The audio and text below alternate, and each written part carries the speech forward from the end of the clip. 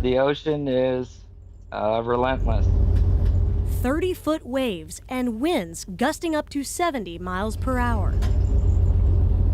That's what a crew of 5 Washington fishermen faced at the end of October. Being in the Gulf of Alaska, that's probably the worst weather I've ever seen, and as well as my captain, who has been fishing for 47 years. First mate Brandon Partridge was steering the Great Pacific ship toward Seattle for maintenance when it suddenly lost power in the middle of the ocean. It's awfully eerie being out there and not knowing who's around you. His crew called in the Coast Guard,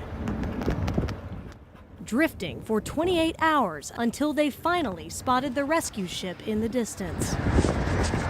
But Brandon says things got tricky when the Coast Guard tried to tow their boat, and the rough weather only made it worse. And 6 hours into the tow, the Coast Guard cutter John Witherspoon had basically a catastrophe with one of their main engines because they have 2 of them, and ended up having to cut the tow and abandon ship completely.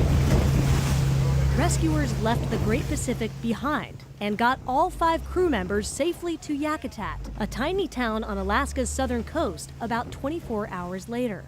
Meanwhile, the large fishing boat drifted more than 100 miles, coming dangerously close to shore. It had been blown all the way up to the beach and went around a little island somehow by the grace of God.